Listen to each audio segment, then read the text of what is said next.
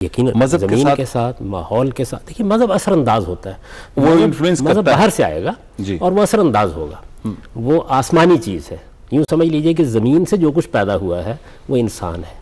انسان کی صورت کیا ہے، انسان کا انداز گفتگو کیا ہے، انسان کی زبان کیا ہے، اس کے لب و لہجے کیا ہے، اس کی ٹیسٹ کیا ہے، اس کا ذائقہ، خوشبو کیا کا ہے، ذائقہ علیحدہ ہوتا ہے، وہ کس طرح کی خوشبوؤں کو پسند کرتا ہے، وہ بات چیت کرتا ہے تو کس طرح اس کے لب و لہجے میں زیر و بام آتا ہے. یہ چیزیں مقامی ہوتی ہیں. مذہب آتا ہے اور وہ آ کر کیا کرتا ہے، وہ ہمارے اس پورے وجود کو اخلاق کی اصولوں کا پابند کرنے کی کوشش کرتا ہے. اس کا دائرہ، اس کا اپنا ایک فریم ورک ہے، اس کا اپنا ایک دائرہ ہے اور وہ اثر انداز ہوتا ہے. وہ اثر انداز ہوتا ہے اور اثر انداز ہو کر بہت سی چیزوں میں تبدیلی بھی کر دیتا ہے. اس طرح مذہب اپنا ایک تہذیبی پس منظر لے کے آتا ہے. مثال کے طور پر آپ اسلام کو لے لیجئے. اسلام کی اگر آپ تہذیبی روایت کا جائزہ لیں تو وہ 3 نکات پر مبنی ہے اور وہ جس جگہ جائے گا متاثر کرے گا. یعنی وہ مقامی کلچر کو، خواہ وہ قبائلی ہے، خواہ وہ بربری ہے، کسی بھی نوعیت کا ہے، اس کو متاثر کرے گا. اس نے کیا ہے. یعنی اس سارے دور میں وہ 3 بنیادی چیزیں کیا ہیں؟ حفظ فروج، حفظ مراتب اور امر بالمعروف اور نہی عن المنکر. یہ تینوں اصطلاحات ہیں قرآن مجید کی. حفظ فروج کا مطلب یہ ہے کہ ہم شرمگاہوں کے معاملے میں ایک خاص حیا کا احساس رکھتے ہیں. ہم ان کے بارے میں انارکی نہیں پیدا کر سکتے. ہمارے ہاں زن و شوق کے تعلق کے لیے کچھ حدود قائم کر دیے گئے ہیں اور ان حدود کو ہم کسی حال میں بھی لانگنے کے لیے تیار نہیں. ایک چیز حفظ مراتب. ہمارے ہاں انسان تو برابر ہے، رشتے برابر نہیں ہیں. اچھا، ماں کا رشتہ ایک بڑی برتر حیثیت رکھتا ہے، باپ کا رشتہ ایک برتر حیثیت رکھتا ہے، شوہر کو ایک درجہ برتری بیوی پر حاصل ہے، استاد کے لیے ایک درجہ احترام کا مقام ہے. تو یہ حفظ مراتب ہے اور اس کو باقاعدہ قرآن نے موضوع بنایا ہے. تیسری چیز کیا ہے کہ ہم سوسائٹی سے بیگانہ نہیں ہوتے.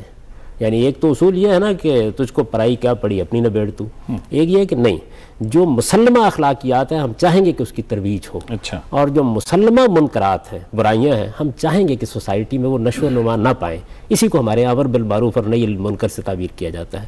یہ 3 چیزیں ہماری تہذیب کے بنیادی نکات ہیں، اس کی اساسات ہیں. آپ یہ دیکھیے کہ یہ ہم ہندوستان میں آئیں گے تو یہاں بھی یہ چیزیں آئیں گی، یہ عجم میں جائیں گے تو وہاں بھی جائیں گی، یہ مراکو میں جس کو پرانے زمانے میں مغرب کہتے تھے وہاں جائیں گے تو وہاں بھی جائیں گی.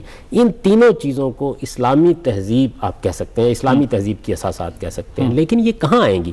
یہ انسانوں کے معاشرے میں آئیں گی. آئیں گی تو اپنا رنگ پیدا کر لیں گی. میں ایک مثال دے دیتا ہوں. مثال کے طور پر حفظ مراتب ہے. اصول تو ہو گیا نا کہ باپ کو یہ حیثیت حاصل ہے، ماں کو یہ حیثیت حاصل ہے، لیکن یہ حیثیت جب اطلاقی صورت اختیار کرے گی تو آداب پیدا کر دے گی.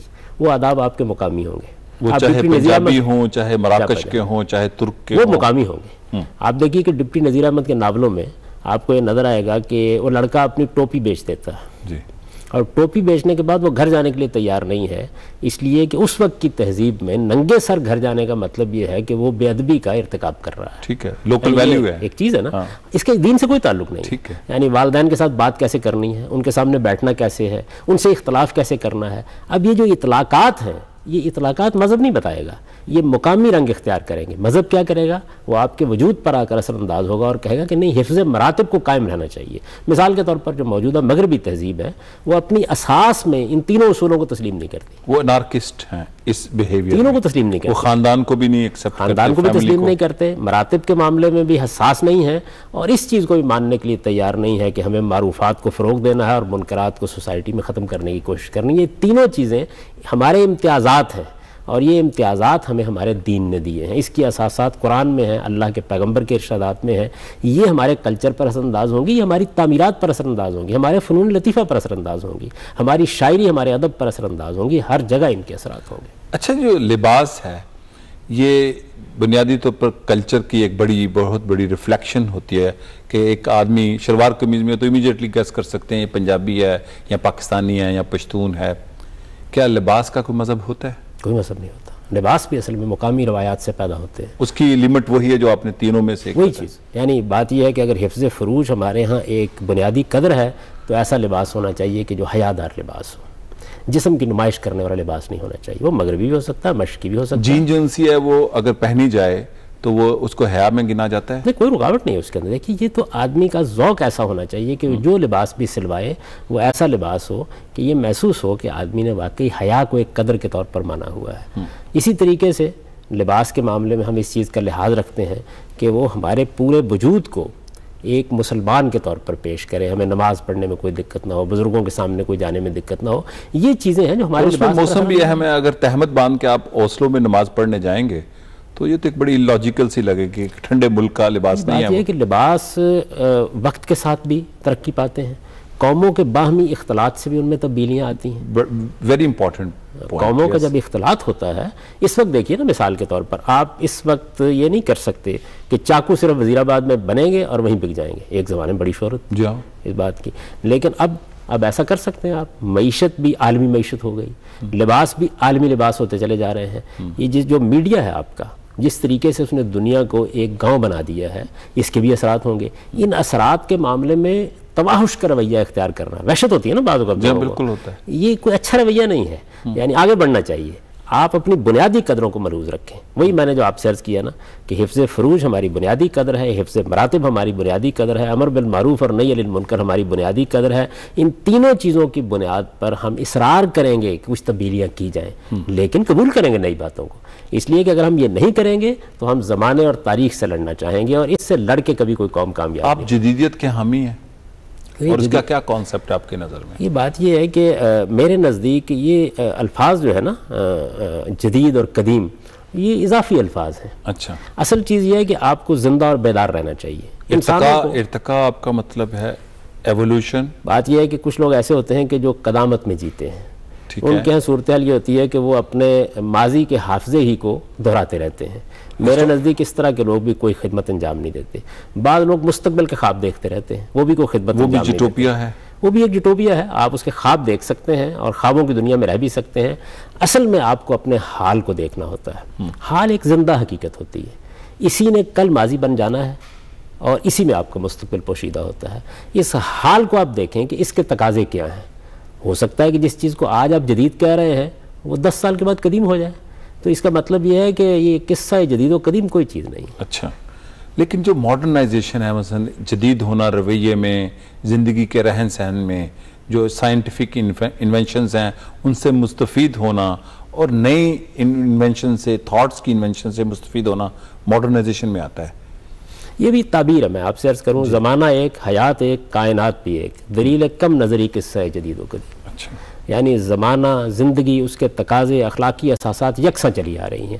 اصل چیز یہ ہے کہ آپ کسی چیز سے چمٹے نہ رہیں, یعنی اخلاقی قدروں کے اسٹیگنیشن نہیں ہونی چاہیے. یہ نہیں ہونی چاہیے. جب یہ نہیں ہوگی تو اصل میں آپ زمانے کے تقاضوں کو پورا کرنا شروع کر دیں گے. یعنی زمانہ اپنے تقاضوں کو خود منوانا شروع کر دیتا ہے. ہم کسی نہ کسی چیز کے بارے میں تعصب میں مبتلا ہوتے ہیں جس سے یہ مسائل پیدا ہوتے ہیں. ورنہ حقیقت یہی ہے جو علامہ اقبال نے بیان کر دیا کہ دلیل کم نظری قصہ ہے جدید و قدیم. آپ زمانے کو دیکھیں وہ کیا چیز ہے, زندگی کو دیکھیں وہ کیا چیز ہے, اور زندگی کو جس طرح کہ وہ ہے اس طرح لیں. اس میں سائنس کا دور آ جائے گا, قبول کریں. اس میں نئے اکتشافات ہو جائیں گے, سننے کے لیے تیار ہوں. دیکھیے, میں آپ سے عرض کروں کہ ایک آدمی یہ فیصلہ کر لیتا ہے کہ حق مجھ پر آخری درجے میں واضح ہو گیا ہے, اس کے بعد اس کے لیے ممکن نہیں ہوتا کہ کسی نئی بات کو سننے کے لیے تیار ہو. ایک آدمی اس مقام پر کھڑا ہے, وہ جمود آ جاتا ہے. جمود آ گیا. میں جہاں جمود آتا ہے وہاں زوال بھی آتا ہے. وہاں زوال آ جائے. جمود نام ہی اس چیز کا ہے کہ آپ نے تاریخ کے ساتھ سفر کرنے سے انکار کر دیا ہے, اور تاریخ تو بہرحال آگے بڑھتی چلی جائے گی, اس کو آپ روک نہیں سکتے کسی طریقے سے بھی. اور جب آپ کے اندر تنقیدی رویہ نہیں ہوتا, تنقیدی رویہ کب پیدا ہوتا ہے؟ جب آپ سچے طالب علم ہوتے ہیں. مجھے حقیقت کو جاننا ہے, میں ہر وقت اپنی بات پر تنقید سننے کے لیے تیار ہوں. میں اپنے افکار کا جائزہ لیتا رہتا ہوں. کوئی چیز حتمی نہیں ہے. اللہ تعالیٰ کی جو بات مجھ تک پہنچی ہے اس کو بھی لوگوں نے جس طرح سمجھا ہے, میں بار بار اس کو دیکھتا رہوں گا, کہیں میری سمجھ میں, میرے فہم میں کوئی غلطی تو نہیں ہو گئی. اگر آپ کا رویہ یہ ہے تو آپ نہ کبھی قدیم ہو سکتے ہیں, نہ آپ کو جدیدیت کی اصطلاحوں میں گفتگو کرنے کی ضرورت ہے. آپ ایک زندہ انسان ہوں گے. اور میرے نزدیک اصل میں انسان کو جدید و قدیم سے بالاتر ہو کے زندہ انسان ہونا چاہیے. وہ لوگ جو قدامت کی پرستش کرتے ہیں مردہ ہو جاتے ہیں, وہ جو مستقبل میں جیتے ہیں وہ سو جاتے ہیں, خواب دیکھتے ہیں. زندہ اور بیدار انسان کے طور پر زندگی بسر کرنی چاہیے. اچھا, زندہ اور بیدار انسان کے لیے جو نئے تھاٹس امرج کرتے ہیں, آپ نے کہا ان کو ایکسیپٹ کرنا چاہیے. جو گراؤنڈ ریالٹیز ہیں, جو سفر جاری ہے تاریخ کا اور انسانیت کا, اس کے ساتھ چلنا چاہیے. جب آپ زندہ اور بیدار ہوں گے اور آپ ایک طالب علم کے طور پر کھڑے ہوں گے, آپ نے اپنے ہاں کوئی تعصبات نہیں اختیار کر رکھے ہوں گے, تو اصل میں اس کا لازمی نتیجہ نکل آئے گا. یہ کیسے ہو سکتا ہے کہ ایک بات آپ کے سامنے آئے اور آپ کوئی تعصب نہیں رکھتے تو آپ سننے کے لیے تیار نہ ہوں؟ اچھا, 60s میں ایک بڑی کنفرنٹیشن تھی جب سرد جنگ تھی اسلام کی اور جو رائٹ ونگ یا لیفٹ ونگ کی، کہ جو سرمایہ داری نظام کے قریب سمجھا جاتا تھا جو اسلامی تحریکیں تھیں خصوصاً امریکہ کے ساتھ، اور جو لیفٹ کے اورینٹڈ تھے لوگ اسلامی ملکوں کے اندر، میں بات کر رہا ہوں پاکستان، مصر، ترکی، انڈونیشیا، ان کو کافر کہا جاتا تھا. تو کیا ایسا کوئی مسئلہ